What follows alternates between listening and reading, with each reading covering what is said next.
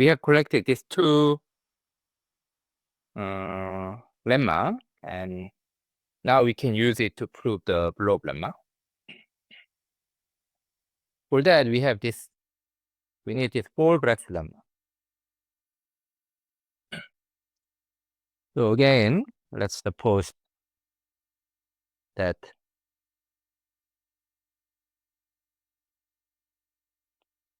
these hierarchies hold. So for given this, you choose epsilon so that it's sufficiently smaller than this. And then for given epsilon, you choose C is sufficiently smaller, and you choose for given C, you choose n sufficiently smaller.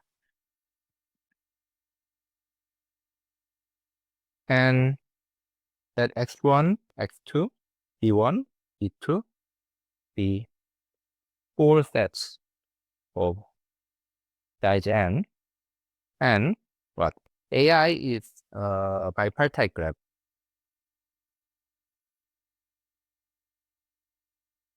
between xi and bi, for which I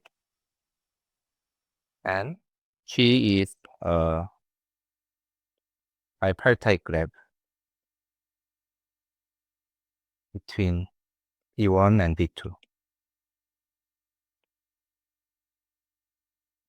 So what's the setup? So this is exactly the setup we have in problem. So this is G, this is H, and let's say you have a A, A1, A2, A1, A2. And additional thing is that we assume that the H here above is perfect match. So one, say M is a perfect matching between x1 and x2 with what? The x's are x, gx. So let's say g is the function, x is in x2. So this is x, then this is what? Gx. And 2, each of AI is epsilon, say, di superregular.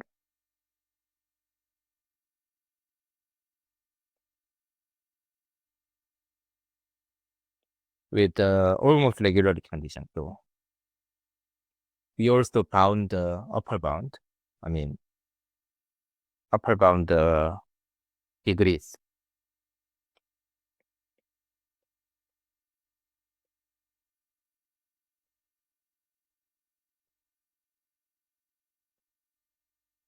And also G as well. G is also the epsilon D superregular with again density condition. I mean upper bound on the degree condition. There is one technical condition that every edge, say xb in E1, A1 satisfy the following.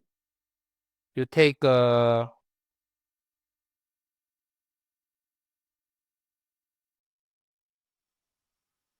let's say this is x, this is b, then what?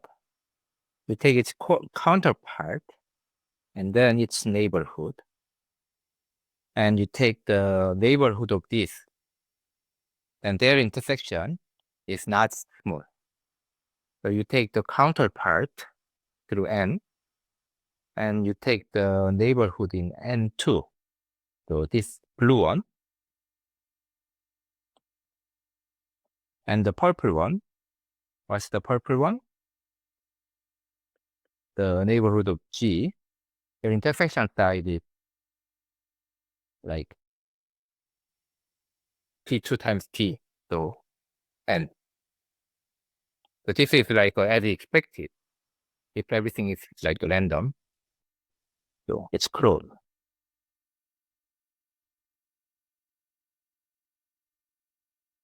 And let's say we define the evolution of the candidacy map. Let's say if you choose some perfect matching between here and here, then let's see how this A2 evolve. So for given perfect matching,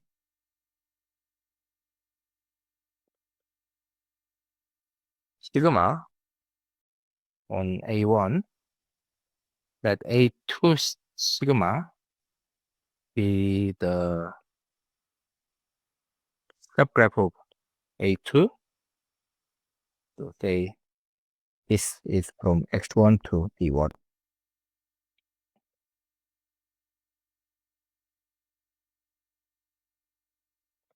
With the XB is in A2 sigma if and only if sigma GX, meaning that here you consider its counterpart and then this one and its neighbor through this blue and then its neighbor through this purple have the correct size, meaning that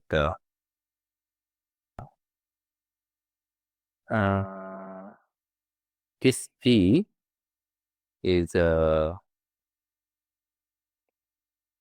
H of G and XP is in A2.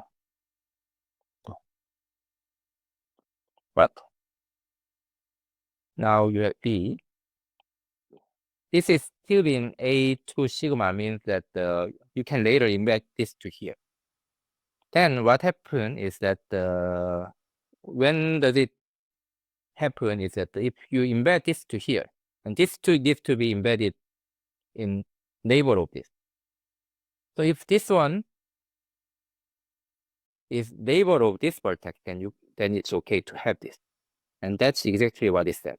You take it, that's G of X, and you take it sigma. So that and V are adjacent. Then this is still okay to embed this vertex into. If those happen, then if a perfect matching sigma of A1 is drawn uniformly at random,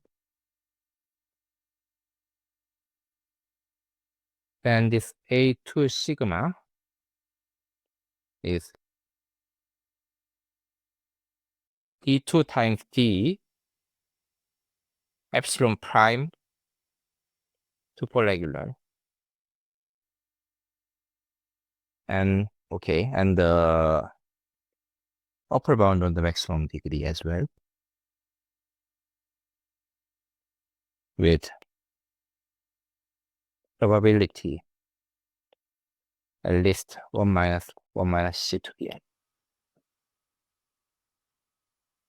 So roughly what it says is that if both of them are superregular with the correct parameter and upper bound on the degree as well, then you choose a perfect matching here at random, then with high probability, this is still superregular with a slightly worse parameter. So the parameter may get worse, but still this is superregular.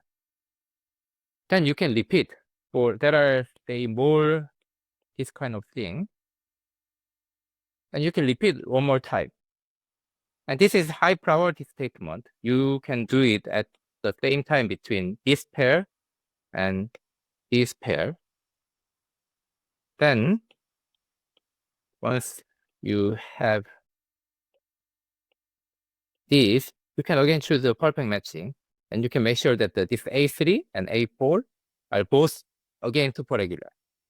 Although the parameter of this epsilon gets worse, if you choose your initial epsilon small enough, then even if it gets worse several times, it is still small.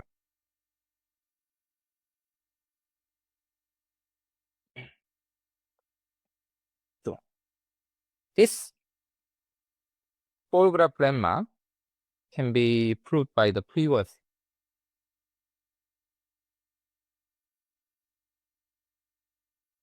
This can be proved by the previous two theorem.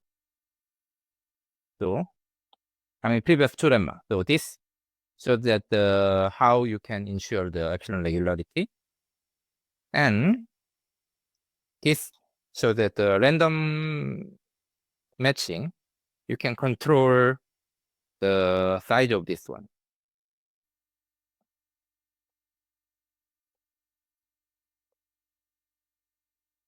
This is a rather straightforward combination of the previous two lemma.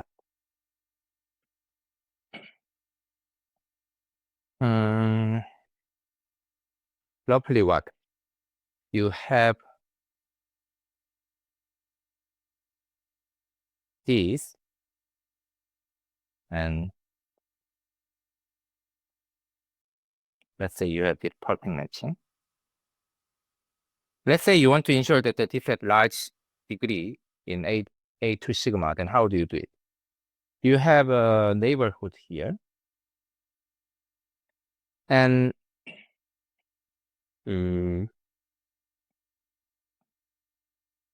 no, that's not it. You have say this vertex.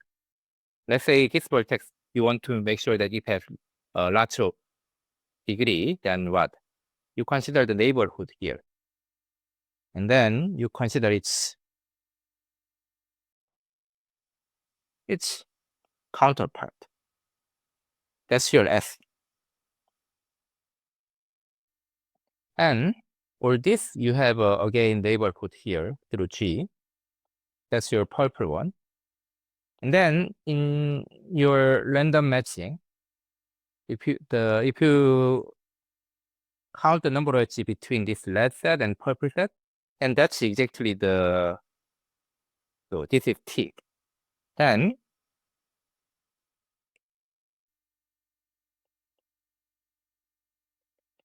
this is exactly the degree of this A2 sigma of this vertex B. And by using the previous theorem, previous lemma, we can show that this is correct one. So close to this number. So D2 plus minus epsilon prime n in here with high probability. And again, you do the similar way. So let's say you have two vertex U and V. And if we have that their common neighborhood, here, this is the common neighborhood, and then you consider the corresponding set, that's your F. And then also you take a common neighborhood of these two in here and in here, then that is your T. And then again, the number of edges between them. So how do they collide? They are exactly become the number of, again, this is a S prime and T prime, then sigma S prime, T prime is exactly the size of common neighborhood of U and B. And again, originally this was epsilon D super regular. So for most of UB, this side and this side was correct. And for those with high probability, this is again very close to what should be. So in order to invoke this lemma, what you have to, so you invoke this lemma, then that already provides you the correct regularity. But it's not super regular yet because we haven't checked the degree of the vertices in here. So we just check the co-degree condition for pair here and then one vertex here. The degree condition for one vertex here, that's all okay. But we still have to check the degree condition for this one vertex. But that's kind of a guaranteed from these three. So these three third condition guaranteed.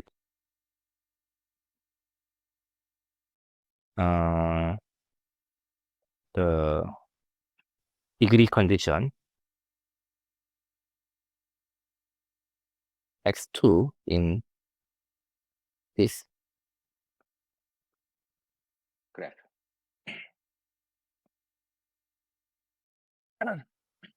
Okay, so that's roughly why this full graph lemma is true.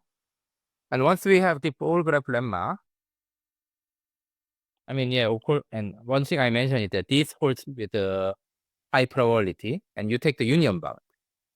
And now what? There are only n choose 2 instead of exponentially many, n choose 2 plus n choices that you have to consider, the degree and then co-degree. And the probability of each bad event is like this. So you multiply it, it's still very small number.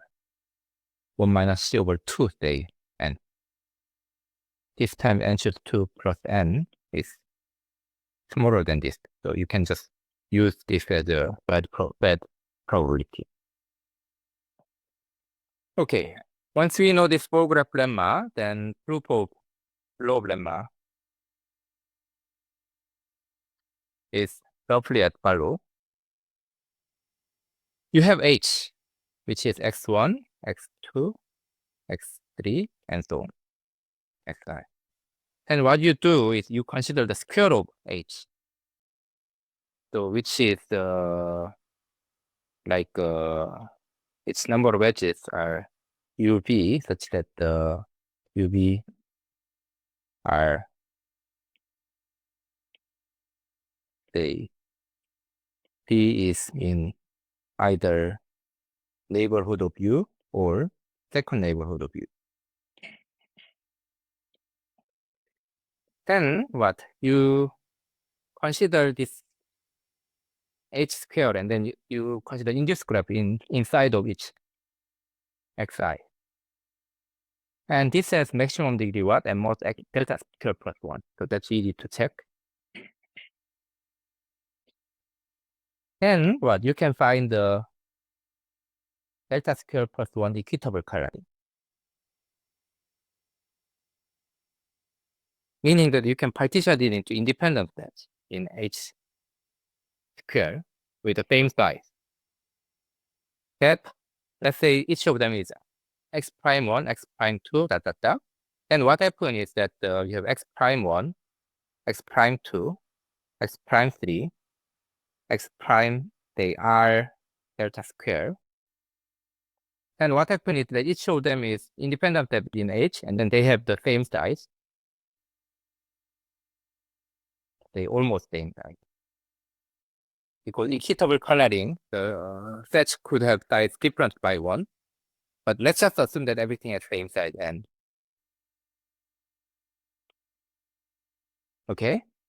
And one thing we can claim is that between these two, everything is just matching. May not be perfect matching, but matching. Why? In H, I mean, one could have some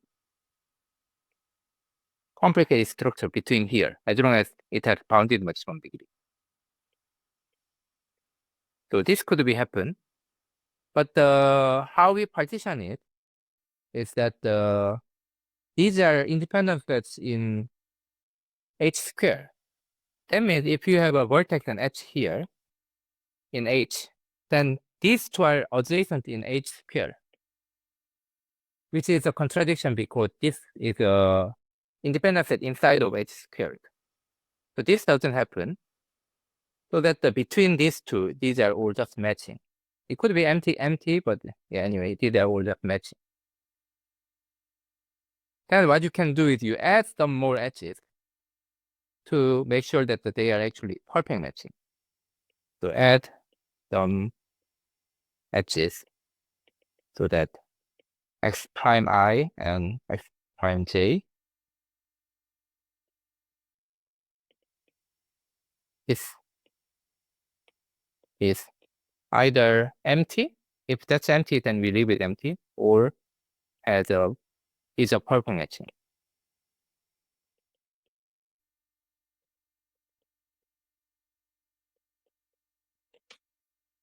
And this is the supergraph of H. And then if we embed supergraph of H, then it naturally embeds H. So we just find this supergraph of H in G, and that's sufficient. And G, you also partition accordingly. B prime 1, B prime 2, B prime 3, B primes, they are delta square plus 1.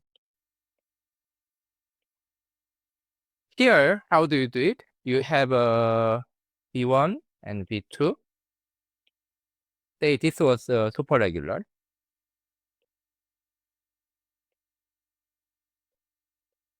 Then what you do is you partition it at random with a specifically size, like size same with x prime 1, size same with x prime 2, And again, using the hypergeometric distribution version of the Cherenkov bound for hypergeometric distribution, you can show that for each vertex with a degree, say d plus minus epsilon n, you can calculate its expected degree to each part. And then using the Cherenkov bound, you show that with high probability, it's very close to this expectation, showing that every this part, so every pair is the 10 epsilon d superregular. It's not 10 epsilon, let's say square root of epsilon. But here small, but bigger than epsilon. Why? Each of them has size, but okay. To be more precise, it's like say 10 delta square epsilon is fine. Because each of them has size roughly n over delta square. And says that n over delta square. So this subgraph, by using the definition of epsilon regularity, they are delta square epsilon regular. And to check the superregularity, the degrees, you use the Cherenkov bound to ensure that these are okay. So again, you can partition into this B prime in the way that they are still like delta square epsilon times 10 B plus superregular, the corresponding pairs. Okay, then now where we are, you have H and G, X prime 1, X prime 2, X prime 3, X prime 4. Let's say you have perfect matching here, and then you have a perfect matching here. And you have a epsilon regular, epsilon is superregular here, and then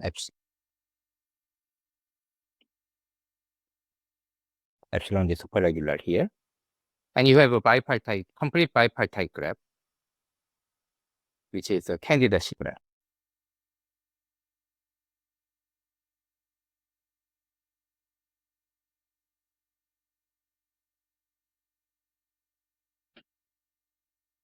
And now you apply the full graph lemma.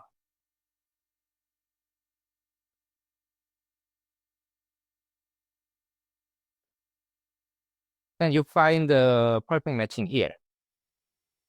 And you update this into, so this is sigma, you update this into 2 sigma and A3 sigma.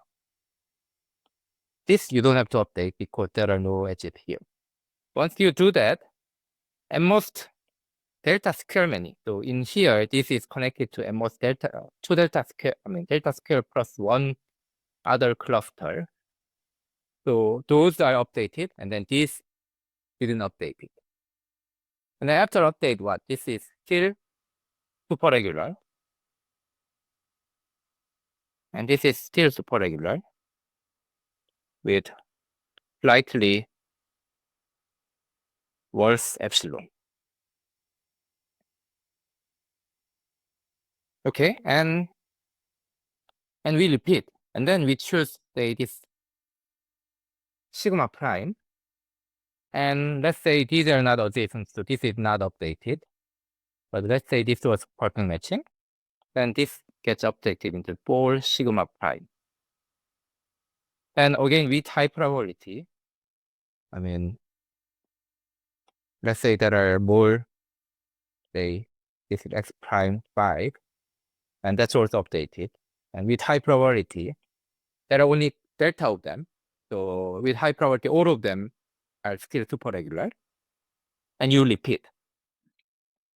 And while you're doing that, we have to make sure that this one, we have to check that the regularity constant, epsilon, does not get too big.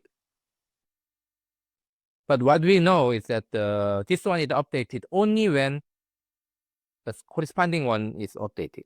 So when we update this, when we choose the perfect matching here, this is not updated. So every AI is updated, and most delta square plus 1 times, because R has a maximum degree delta, and then how we choose this, how we partition it, will change the, reduced graph R, and we still have a maximum degree and most function of delta. So what we can do is we choose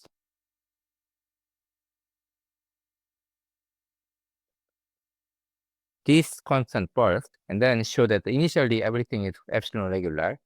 And then as long as one time of I time updated is epsilon I super regular.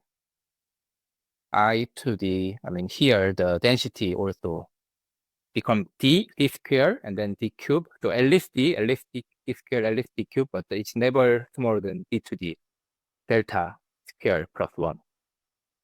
So you can make sure that it's never go past here. So all the epsilons are small. So that shows what we want, except one case that that we didn't do, is that we have to make sure that this also satisfies. Initially, it satisfies, but it's once you update it, then what's the conclusion? Conclusion is that your candidate graph is super regular with upper bound condition. So, this one is okay. So that's how we ensure by adding edges. And this one is okay. That's essentially the conclusion of the previous application of this ball graph lemma. The current bi graph is super regular. And this is just the definition of how you update. So this condition is something that we need to ensure. Initially, this is okay, but once you apply ball graph lemma once, and then your candidate bi graph is updated, and this might not be true anymore. So we need to ensure if condition 3 before the application of the ball graph lemma. But one thing what we can show is that using the definition of regularity,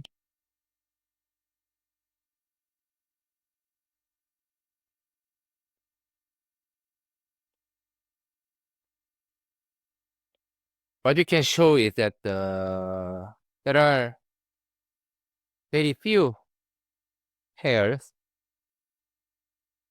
that does not satisfy this 3. So what we do is that before the application of ball graph lemma, we delete edges xb not satisfying 3 from your candidate graph AI to obtain the A prime I. And what we can show is that because we deleted very few, we can show that this is still, say, epsilon to the 1/10th be superregular with the correct upper bound condition on the degree.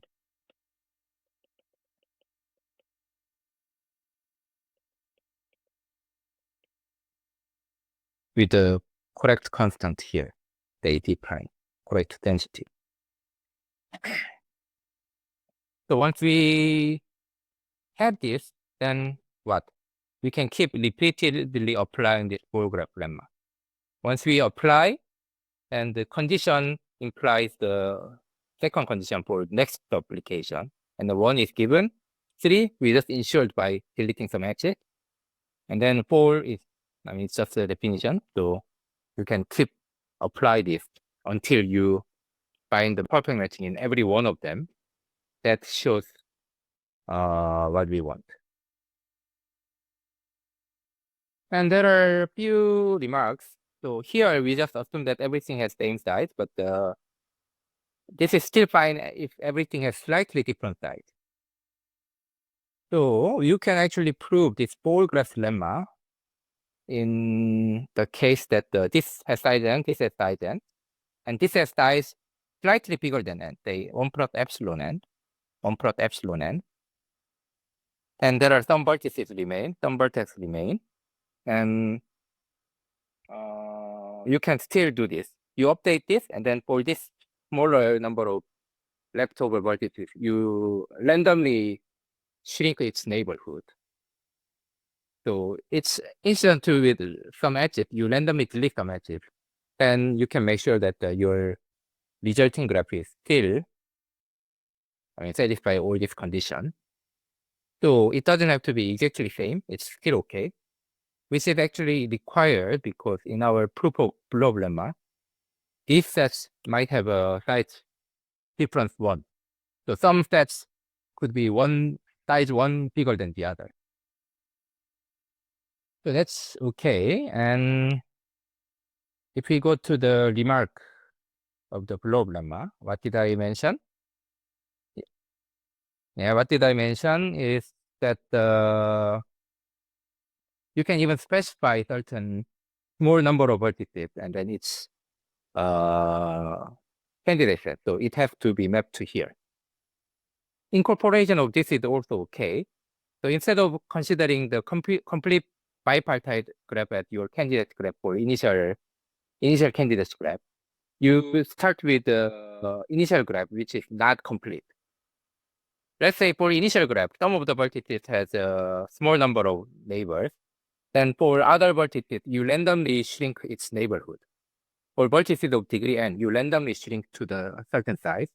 And for this smaller one, also you randomly shrink to the right side. Then your initial candidate spy graph is still super regular, but may not be complete. But this is still okay. And then you repeat the loop, and that's also okay. Okay. So yeah, we